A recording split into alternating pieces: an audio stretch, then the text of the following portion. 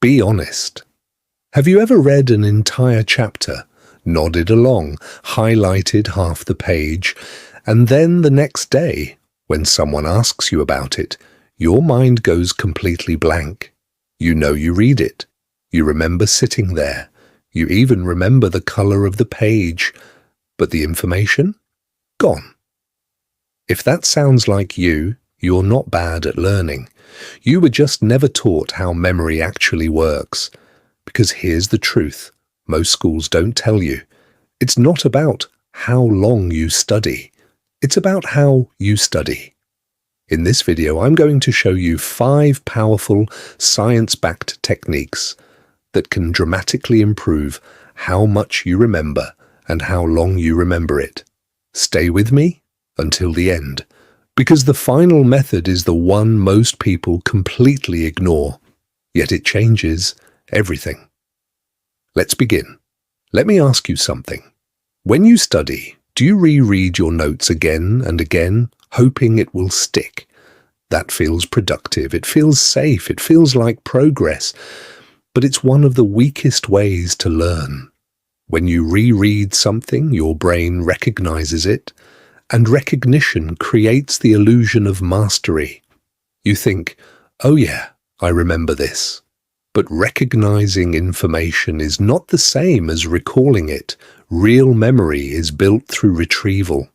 After reading a section, close the book, hide your notes, and try to write down everything you remember. It will feel uncomfortable. Your brain will resist. You'll realize how much you forgot. Good. That struggle is what strengthens memory. When you force your brain to pull information out without looking, you create stronger neural connections. It's like lifting weights for your mind. The more you retrieve, the stronger the memory becomes. So instead of rereading 5 times, read once, then test yourself 4 times.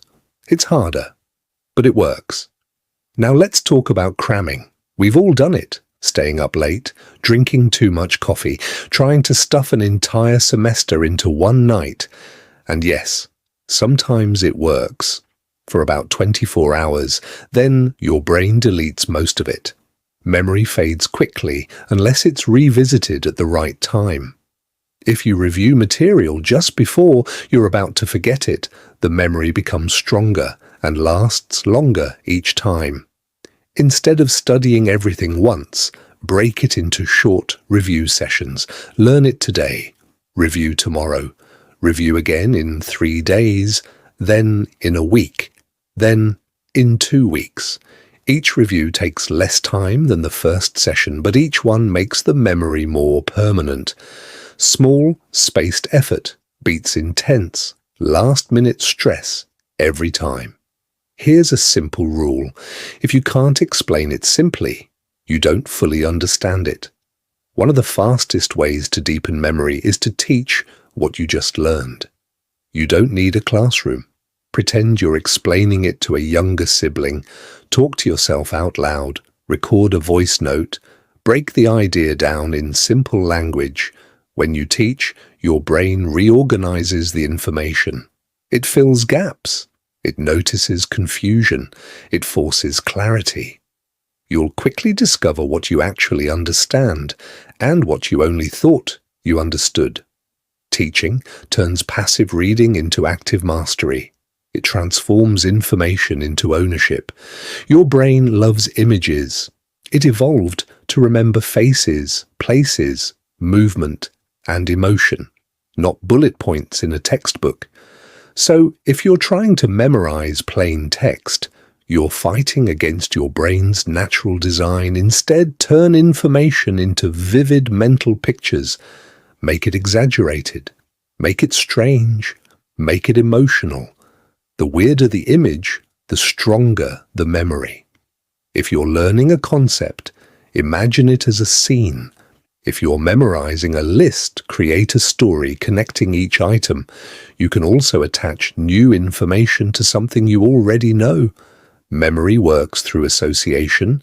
The more connections you create, the easier it is to retrieve the information later. Don't just read facts. Visualize them. Now, here's the part most people ignore.